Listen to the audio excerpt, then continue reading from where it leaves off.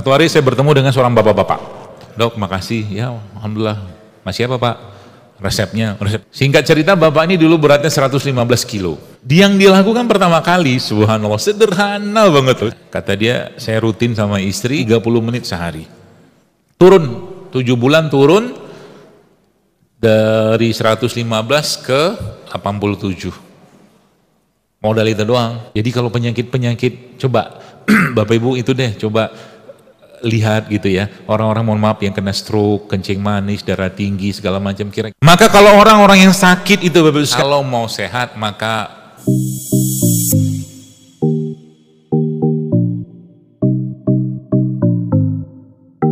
Al-Quran itu sekalian, kalau dibagi 3 bagian, sepertiga, maka sepertiga pertamanya Al-Quran itu dia punya peran untuk memperbaiki diri kita sendiri. Itu yang pertama. Sepertiga yang kedua, Al-Quran itu untuk memperbaiki keluarga. Sepertiga Al-Quran yang ketiga untuk memperbaiki daulah atau negara.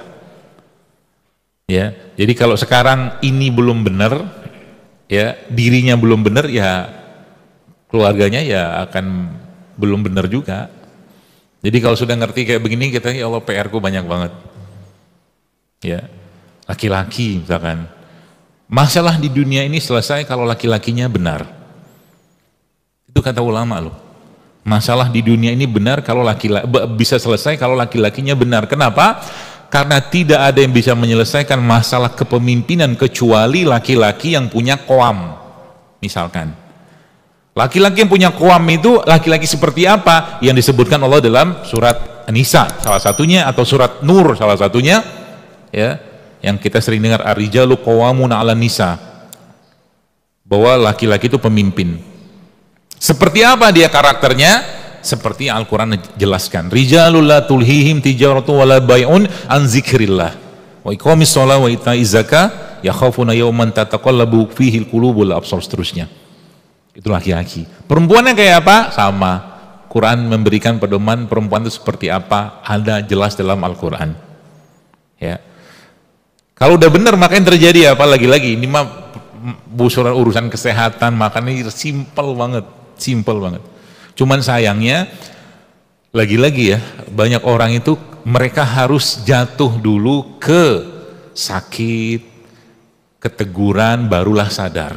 Contoh, satu hari saya bertemu dengan seorang bapak-bapak, lagi jogging dia, saya lagi main basket. Dia nyapa saya, dok makasih, ya alhamdulillah. Masih apa Pak? Resepnya, resep yang mana? Saya nggak tahu juga yang mana. Saya bilang, oh iya, singkat cerita bapak ini dulu beratnya 115 kilo. 115 kilo, berat banget itu, 1 kintal lebih. Terus istrinya autoimun. Istrinya autoimun.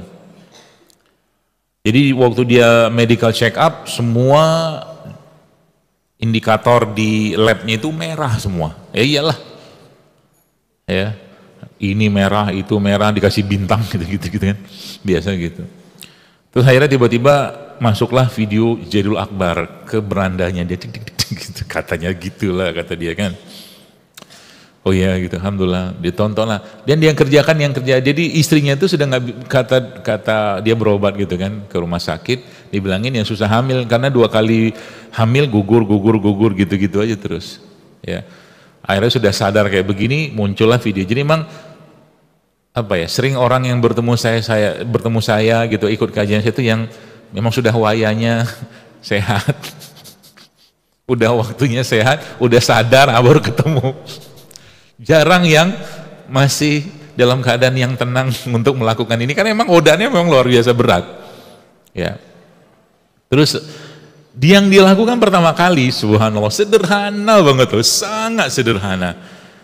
Ya, kata dia, saya rutin sama istri. Istrinya itu ya autoimun, nggak bisa hamil gugur. Tek. Subhanallah, akhirnya tiap hari dia jalan, hanya jalan, modal jalan doang, konsisten.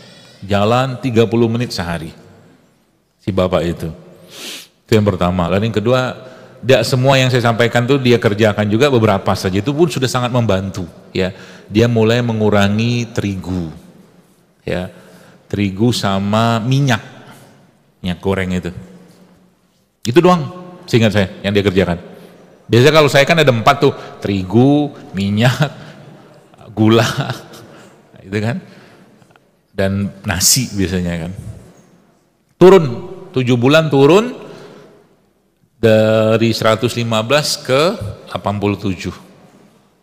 Modal itu doang. Konsisten tapi tiap hari. Bahkan dia sekarang sudah half marathon, sudah 20 kilo dia. Larinya tuh. Ya. Istrinya lihat suaminya udah agak bener gitu kan, udah bagus, ngikut juga. Ikut, tiba-tiba hamil. Sebelumnya saya tanya, sempat minum steroid enggak, dia bilang alhamdulillah enggak. Oh sudah alhamdulillah, puasa aja. Puasa jalan benerin makan, puasa jalan benerin makan, gitu-gitu doang. Akhirnya sekarang anaknya udah 2. Dari yang katanya nggak bisa hamil. Coba. Tubuh kita nih, Masya Allah ya, canggihnya luar biasa. Ya, maka satu hal yang perlu kita masukkan dalam diri kita, dalam bab atau tema tentang kita hari ini, kalau mau sehat maka apa namanya ya, penuhi diri kita itu dengan cinta. Itu enak nggak hidup dengan cinta? Wah enak banget. Saya pernah nanya, nggak tahu Ustaz Rosi juga lebih ahli bahasa Arab. Waktu ayat surat Al-Imran, qul in kuntum tuhibbunallah fattabi'uni yuhibbukumullah yaghfir lakum dzunubakum wallahu ghafurur rahim. Katakanlah jika engkau benar-benar mencintai Allah, ya kata Allah situ kepada Nabi SAW, yuhibbukumullah, cintailah aku, cintailah Allah. Ya, apa? Cintailah Rasulullah maksudnya. Qul in kuntum tuhibbunallah fattabi'uni, ikuti Nabi. Efeknya apa? Yuhibbukumullah. Apa maksudnya yuhibbukumullah itu? Ayat ini kan jelas, penjelasannya adalah jika engkau benar-benar mencintai Allah. Qul in kuntum tuhibbunallah fattabi'uni, ikutin Rasulullah. Kalau mau benar-benar cinta Allah, ikutin Nabi. Efeknya apa? Yuhibbukumullah. Yuhibbukumullah itu apa? Being loved by Allah. Being loved by Allah, dicintai sama Allah. Enak gak dicintai? Enak banget. Anda atau kita tahu bahwa ada orang tua atau kita tuh dicintai banget sama orang tua kita, senang gak? Senang. Pasti ditolong, pasti dikasih. Itulah yuhibbukumullah. Maka kalau orang-orang yang sakit itu Bapak-Ibu sekalian tahu bahwa Anda tuh yuhibbukumullah. Senang gak dia? Senang. Mulai muncul senangnya, mulai muncul husnuzonnya, mulai muncul bahagianya. Oh yaghfir lakum dzunubakum, dan Allah akan ampuni. Sehingga dari penyakit yang dia bilang, ya Allah, kenapa aku dikasih penyakit kayak begini? Dia akan mengatakan, ya Allah, terima kasih engkau sudah hadirkan penyakit ini dalam kehidupanku, dan aku berbaik sangka kepadamu, dan engkau tidak mungkin salah memberikan penyakit ini kepadaku. Dan Masya Allah, ajib kan hidup kayak begitu. Gitu. Jadi kalau orang udah hidupnya penuh cinta kayak begitu, itu mental sesuatu yang buruk menimpa dia, pasti mental. Nabi kita SAW, Masya Allah, dahsyatnya cinta Nabi itu kepada Allah itu kayak apa? Susah digambarkan, tapi gambarannya kayak begini. Bahkan sampai ada orang yang mau membunuh Nabi dan dia membawa pedang di hadapan Nabi, ya Muhammad, kata dia, sekarang pedang ini sudah ada di tanganku dan aku akan bunuh engkau. Siapa yang akan menolong engkau? Kata Nabi SAW, Allah yang akan menolongku. Jatuh pedang itu. Itu cinta. Maka kalau biasa kita itu ya, mari kita sebarkan cinta itu. Kepada siapa? Diri kita yang pertama. Dengan cara apa? Mulailah mencintai diri sendiri. Artinya kalau mulailah mencintai diri sendiri, apa yang akan terjadi? Kita akan mulai mikir nggak kalau makan? Mikirlah, aku tidak mau mengembalikan jasad ini kepada Robku dalam keadaan penuh penyakit gara-gara ulahku, sedangkan dia dulu menciptakan aku dalam keadaan yang baik, dalam keadaan yang sehat, dalam keadaan yang sempurna. Malu kita. Balikin jasad ini kepada Tuhan kita. Jadi kalau penyakit-penyakit, coba Bapak Ibu itu deh, coba lihat gitu ya, orang-orang mohon maaf yang kena stroke, kencing manis, darah tinggi, segala macam, kira-kira pola makannya benar nggak? Udah tahu jawabannya kan? Artinya orang itu mencintai dirinya nggak? Mungkin tidak.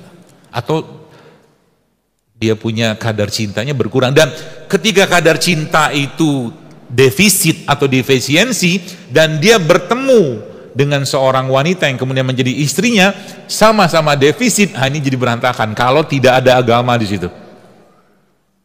Makanya sekarang nanti pulang lihat suami Anda, istri Anda, dilihat kenapa Allah kasih orang ini buat saya gitu. Mungkin Andanya yang penyabar, ininya berantakan, atau sebaliknya, gitu tuh. Biasanya begitu, suaminya yang ya gitulah gitu kan, agak-agak berulah sedikit, ya. Istrinya yang sabar minta ampun. Ada juga yang istrinya berantakan, berulah-ulah sedikit, suaminya sabarnya minta ampun. Gitu kan ketahuan tuh. Saya kemarin adalah bertemu dengan seorang ibu-ibu gitu kan, ngomong aja terus kerjaan itu. Kapan berhenti kau dalam hatiku ngomong? Hah? Oh 20.000 ya? Tapi saya bilang dalam hati saya, ya Allah, kalau manusia modern, kalaulah Hajar alaihissalam itu adalah atau wanita modern yang hidup seperti manusia modern zaman sekarang, ya mungkin abis Nabi Ibrahim itu dimaki-maki sama dia. Gak sopan bener kau, sudah kau hamili, sudah kau lahir anak ini, kau tinggal pula sini. Bahasa Melayunya gitu. Tidak ada makanan, tidak ada minuman, kok tinggal. Tapi Masya Allah kan, Hajar cuma tanya, selesai masalah. Kok tinggalkan kami karena Allah? Ya, maka Allah tidak akan meninggalkan kami, Allah pasti akan menjaga kami, selesai. Jadi kalau suami Anda bermasalah, istri Anda bermasalah, diapain? Disabarin. Ini hadiah dari Allah buatku, gitu. Caranya gimana? Ya mulai penuhi diri dengan cinta gitu loh. Ya kadang-kadang lihat mau diapain gitu kan? Oh udah nasib kita kayak begitu. Gitu. Itulah mungkin jalan ke surga. Mungkin. Termasuk juga sakit kan? Jadi bisa jadi gara-gara sakit itu Allah buka pintu-pintu surga. Bisa jadi gara-gara ini itu masalah dengan suami, anak atau istri segala macam, itu jalan Allah untuk meningkatkan otot ikhlasnya kita. Nah, itu. Yang dikejar adalah ridhonya Allah. Gitu ya. Nah, makanya kadang-kadang saya kemarin Ustaz Rosi tanya dibawain apa disiapin apa, ya udah itu tuh saya bilang. Tapi kan lagi-lagi ya, coba kita ambil.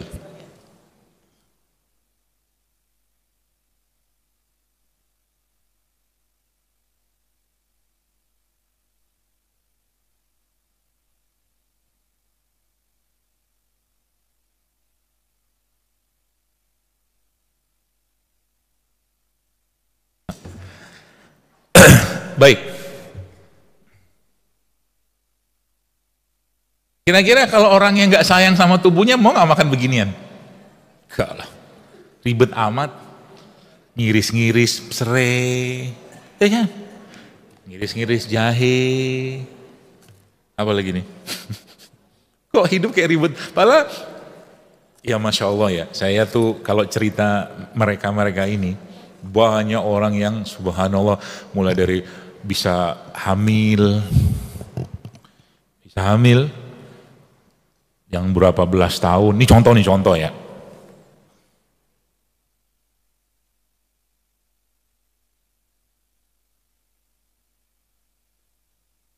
Ini contoh Al-Kisah.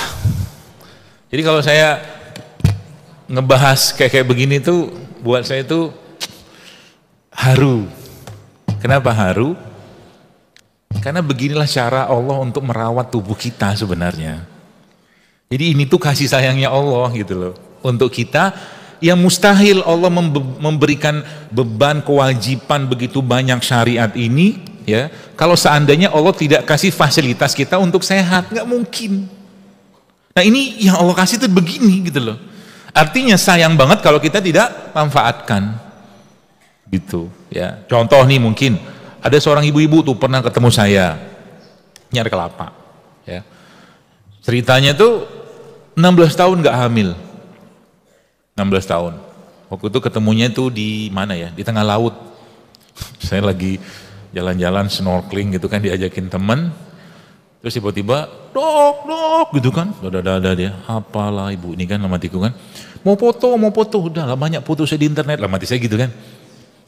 Tapi dia excited banget, antusias banget, senang saya. Akhirnya ketemulah kita, waktu itu saya sama rombongannya beliau, dan dia bilang makasih ya resepnya. Oh iya, saya sudah 16 tahun tidak, atau belum punya anak. Anak saya lagi di kamar tuh, di hotel. Oh iya, masya Allah, bla bla bla bla bla gitu kan. Sebasi.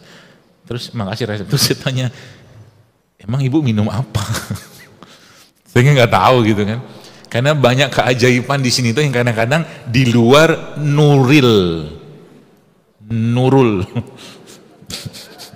Di luar nurulnya saya gitu kan. Keberkahan itu masya Allah, tabarakallah ya. Asal yakin aja. Oh iya, saya bilang, minum apa? Minum ini, air kelapa. Air kelapa. Lah, sebentar. Dalam hati, saya bilang, hati saya ngomong gitu kan, perasaan nggak ada resep-resep promil saya tuh air kelapa. Paling banyak tuh kan kunyit-kunyitan. Ya kan? Ini pun difitnah dan di suuzonin. Betul lah. Apa suuzon banyak orang tentang kunyit? Rahim kering, nanti kena ginjal, kan gitu kan? Itu aja kerjaannya setan zaman sekarang. Padahal belum pernah setahu saya ada orang keracunan minum kunyit. Adalah. Madu juga, madu pun dicurigain. Hidup kita tuh penuh kecurigaan. Hujan. Coba sekarang saya tanya. Jujur li jawab. Ketika ada orang atau kita atau anak kita kena hujan, ya, yang terfikirkan itu adalah surat Al-Anfal ayat 11 yang ada 4 manfaat hujan, atau yang kita pikirkan adalah bahwa hujan itu bikin demam, batuk, sakit? Yalah. Yang mana yang pertama atau yang kedua? Curiga kan? Ayo udahlah. Gitu. Padahal di surat Al-Anfal ayat 11 itu Allah bilang apa tentang hujan? Masya Allah, tabarakallah. Allah bilang apa? Hujan itu akan mensucikan witahhirukum bih, mensucikan dirimu, kata Allah.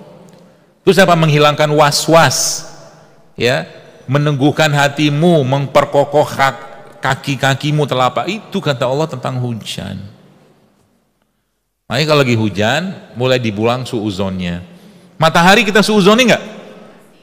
Oh iya, ibu-ibu yang paling sering mensuuzoni matahari. Doh, apa tuh? Pakai apa tuh? Ayo ngaku. Coba akalnya dipakai gitu loh. Kalau babnya matahari itu bisa bikin apa, ozon bolong, balang bolong, apalah gitu kan. Mungkin bapak petani yang nelayan tuh paling banyak kena kanker kali.